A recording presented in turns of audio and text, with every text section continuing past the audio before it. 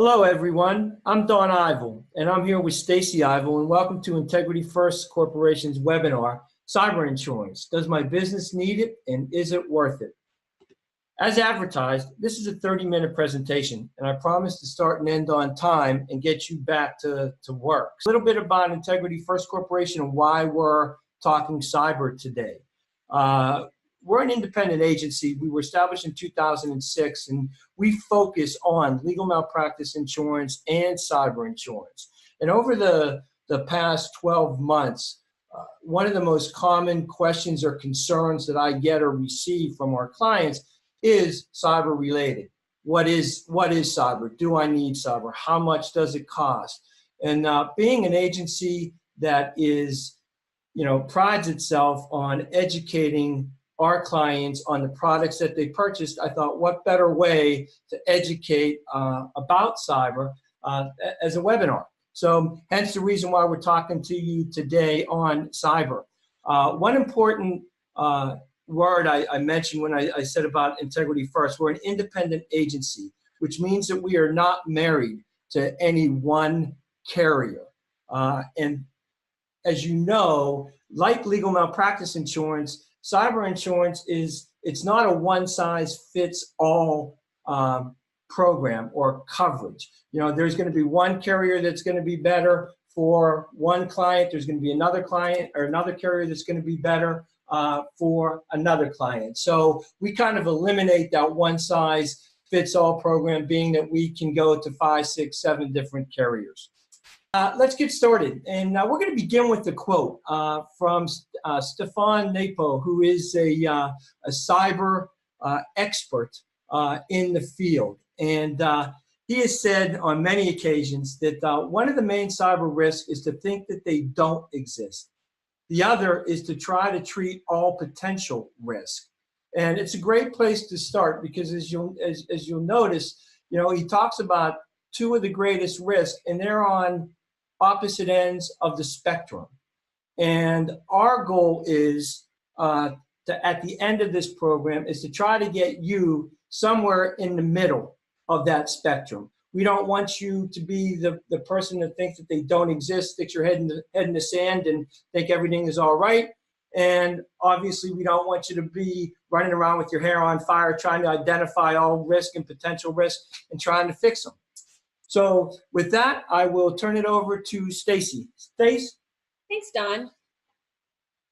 So first, I'm just going to go over a few data breach statistics that I thought were pretty important.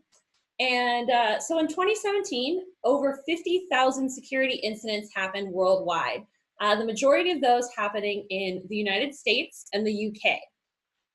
28% of the attacks actually included people within the organization. So you're not just facing issues from people that are located outside of your organization, but you're also now facing some attacks from people within as well.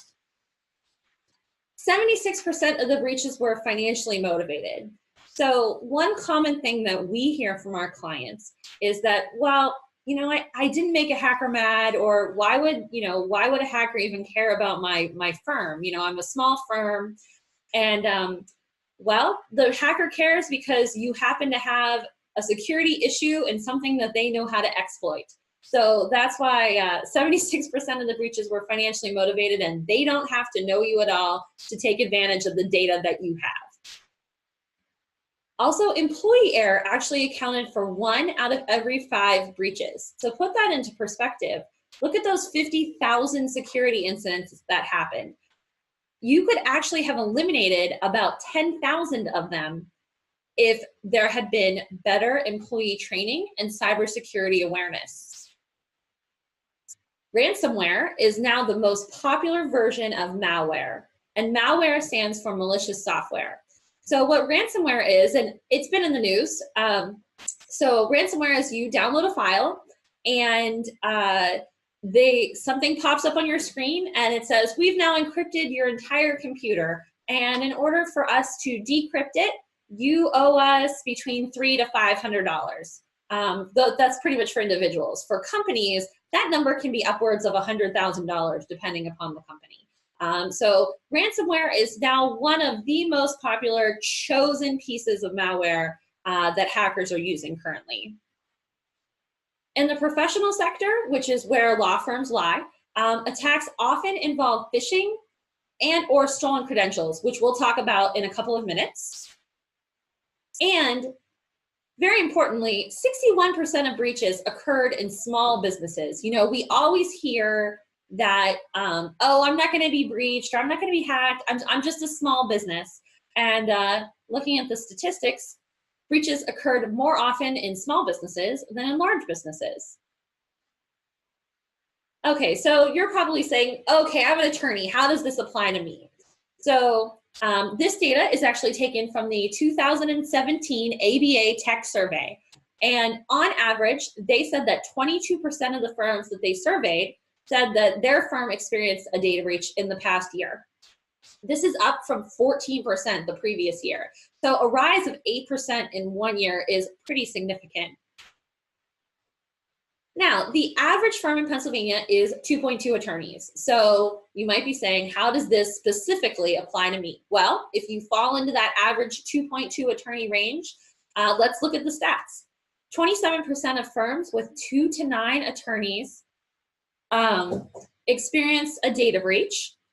10% of solos experience a data breach. So solos, you are not exempt either. And 35% of firms with 10 to 49 attorneys experience the data breach as well. Okay, so you might be saying, okay, I'm an attorney and I had a data breach, so what's gonna happen to me? So first of all, some consequences of the data breach. Number one, downtime and or loss of billable hours. So imagine you had just finished, doing some research for a big case. You spent 80 hours in 1 week on it. And all of a sudden you accidentally download some ransomware and all of a sudden those files are completely gone. You've just lost the ability to bill for 80 hours. Number one, what does that cost you? Number two, how long is that gonna take you to make all that research up? Fees for repairs. If something happens to your computer systems, you're gonna have to pay somebody to come in, find where the issue is, repair it, and those people do not come cheap. Most tech people, cost approximately $100 to $300 an hour. So you're looking at paying them to repair your computer.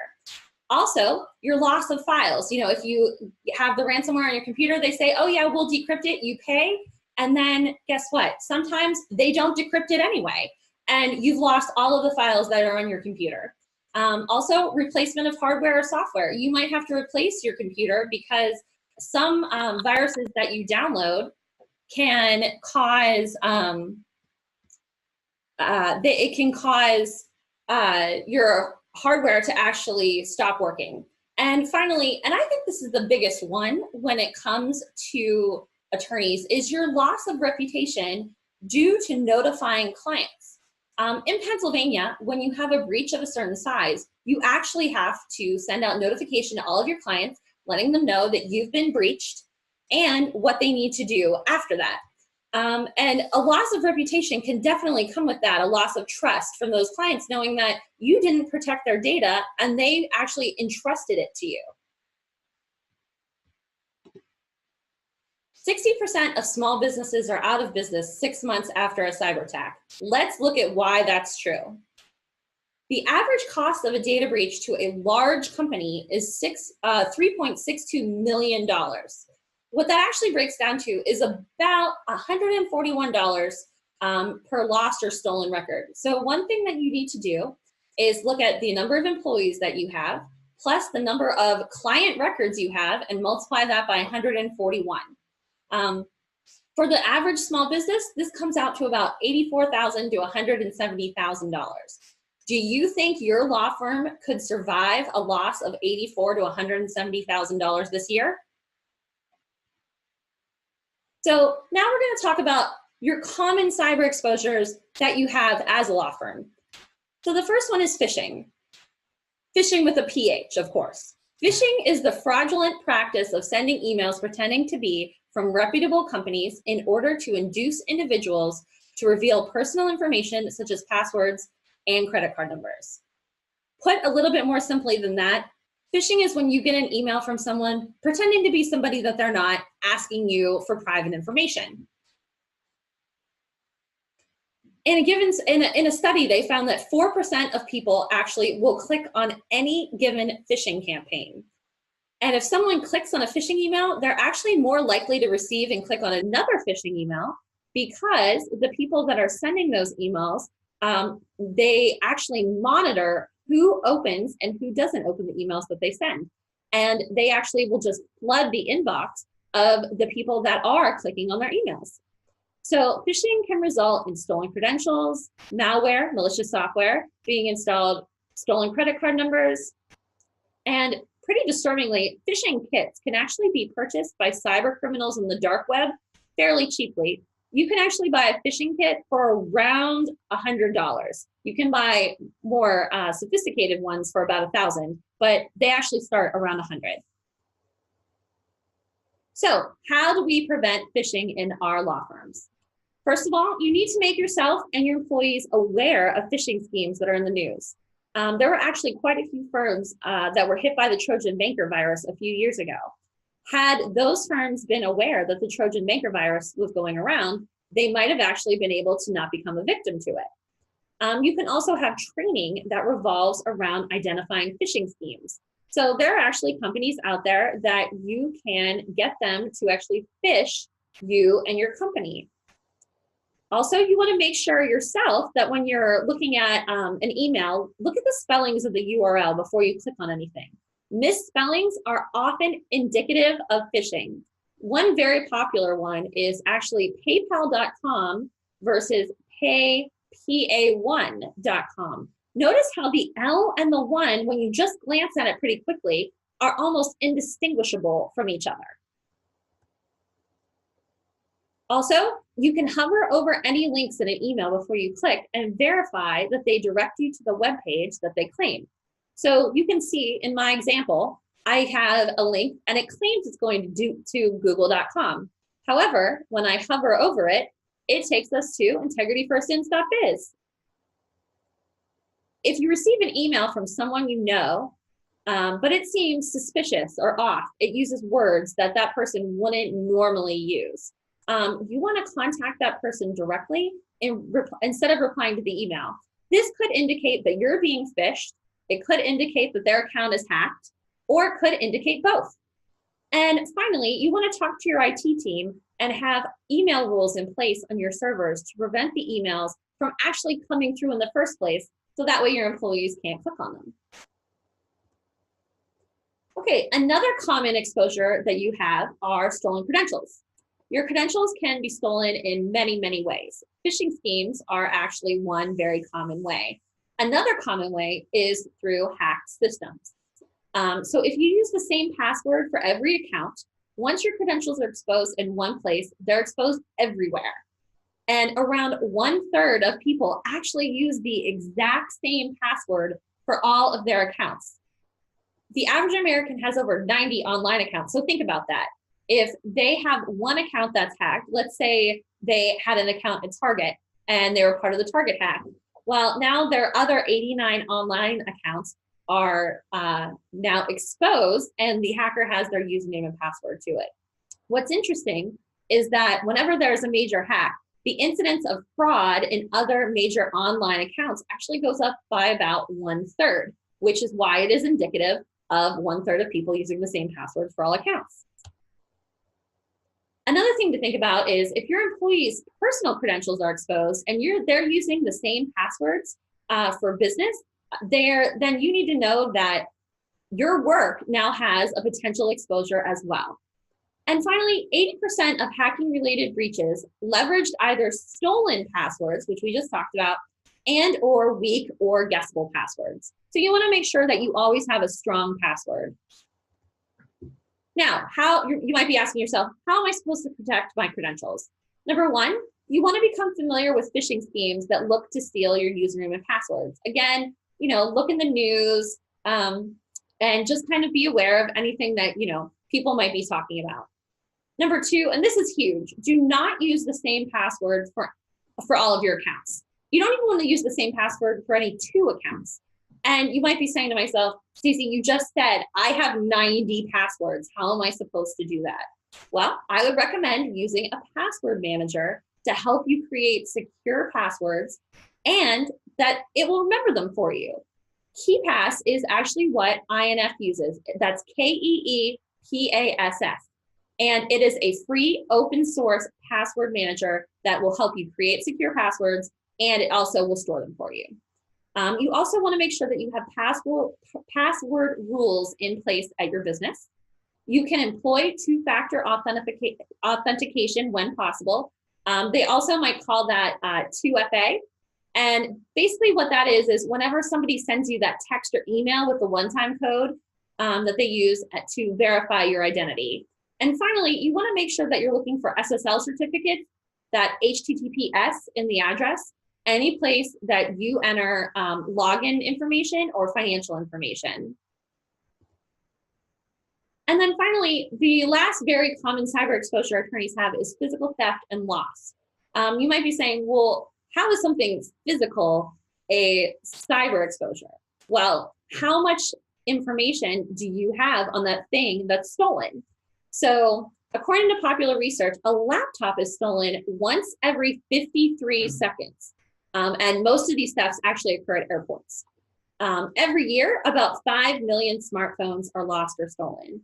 So one thing you need to ask yourself is, how much company information is contained on one device?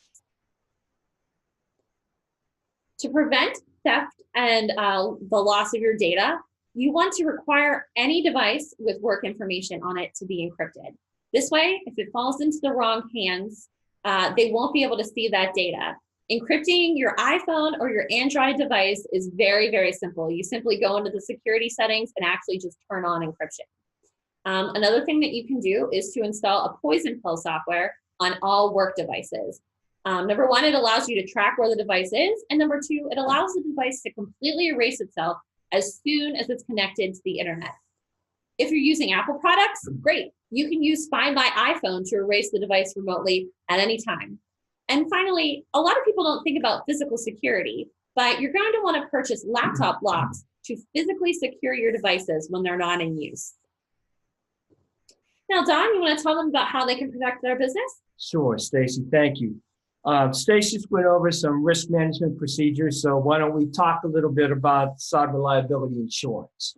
One of the most common questions I get is, hey, doesn't my legal malpractice policy cover me for a cyber data breach, or doesn't my business owners protect me in that event? And the answer to that question is no, it doesn't. It's a common misconception that legal malpractice or business owners do protect you in the event of a cyber breach, but they don't. What they have done, some carriers on the legal malpractice side has actually put in what we'll call ancillary coverage.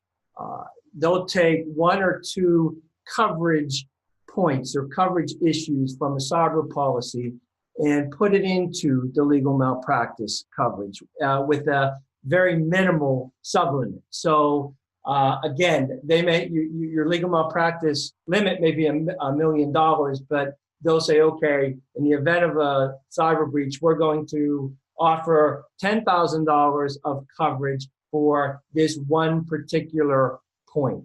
So it's not anywhere near what you need in the event of a cyber data breach.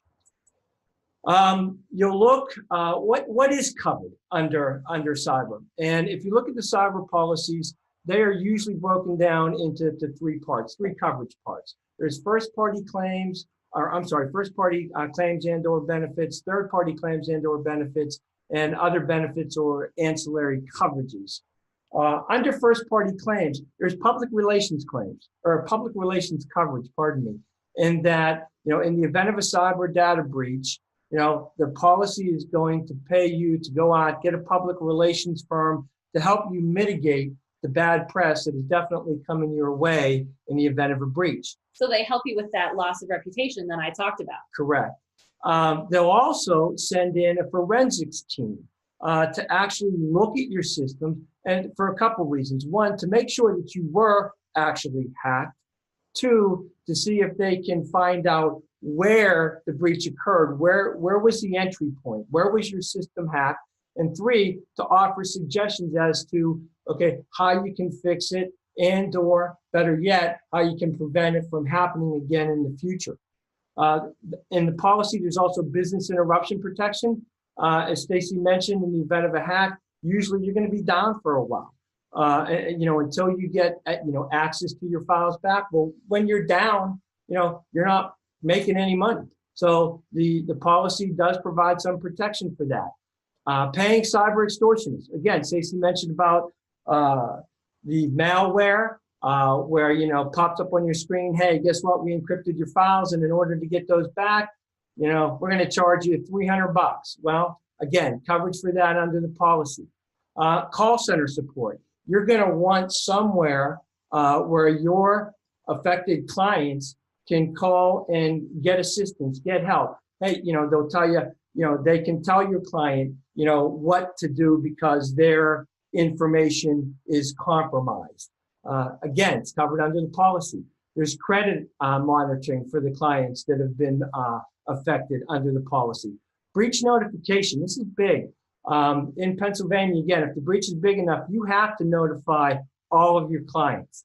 That's going to come with the hefty price tag. So again, policy will help pay for that. Regulatory defense, hopefully you never have this, but you could get brought into a suit from a governmental entity because of the breach.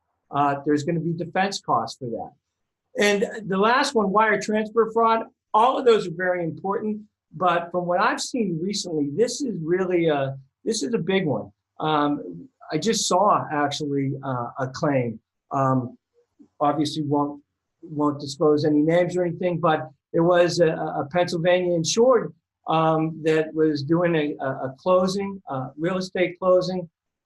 There was money to be transferred, obviously, and the law firm's systems were hacked. The email was hacked. The hacker sent an email to the bank stating that the locations of the wire transfer has changed, and it was to go to this particular address.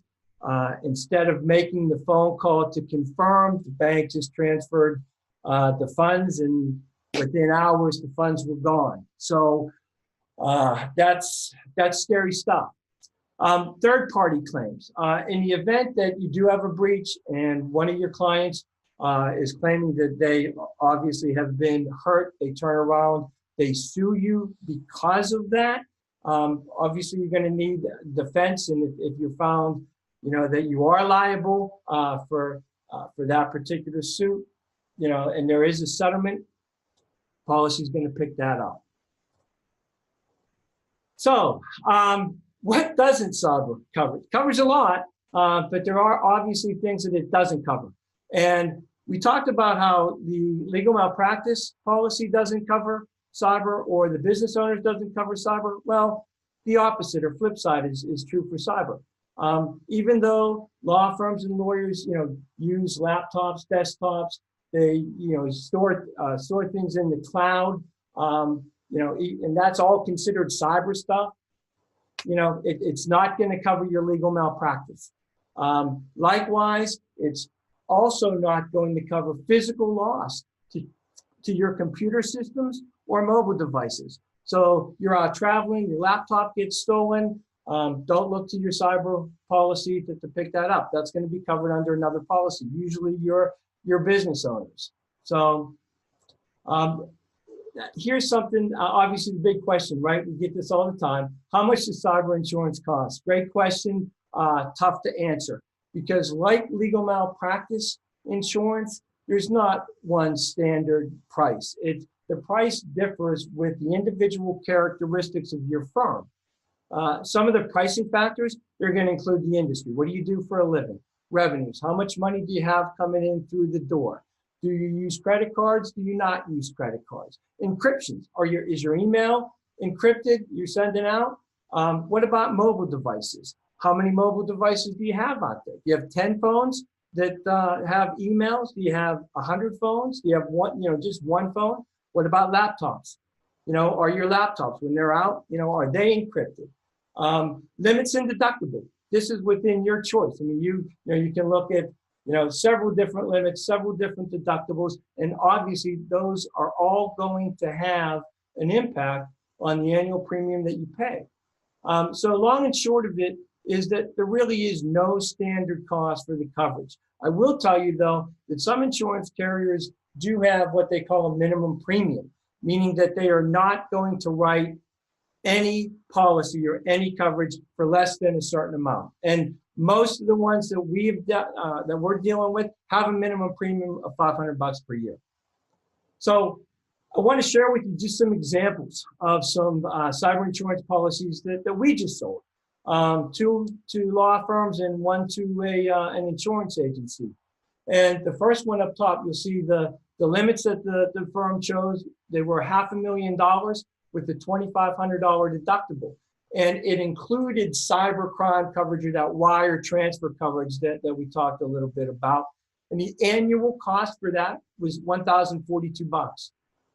The second law firm example, they chose a limit of $1 million, where a deductible was $500, and their cost was $1,197. So not much difference between the $1,042 and $1,197 when you're talking about $500,000 difference in coverage.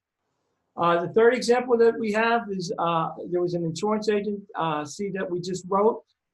They actually chose $500,000 in coverage with a $1,000 deductible.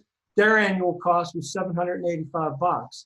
Now, I just want to share with you, if we were having this conversation, say 4 or 5 years ago, you wouldn't see a cost or premium on there less than $5,000.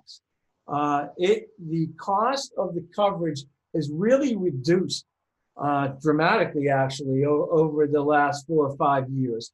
And I think that's because the underwriters are becoming more comfortable with the risk and more comfortable with, taking what you provide on the application and making sure that they're not, for lack of a better word, overcharging.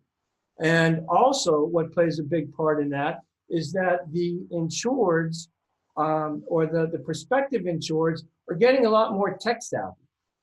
And, they're encrypting, you're encrypting emails.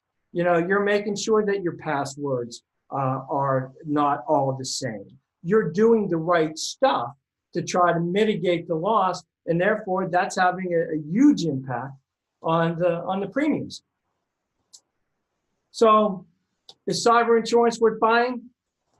Only you can answer that, but I definitely think it is. At a minimum, you should at least look at, your particular situation, what premiums would be, and does it make sense from a pricing and coverage standpoint. So my only pitch of the webinar is just that if you have an interest, we're willing to do and would welcome to do a free cyber strategy session, be able to sit down with you. We can review your individual exposures, available carriers that may be available to quote you, limits and deductible that you might need. And we'll also coordinate, because there is some coordination that's needed between a cyber policy, your current business owner's policy, and your legal malpractice insurance.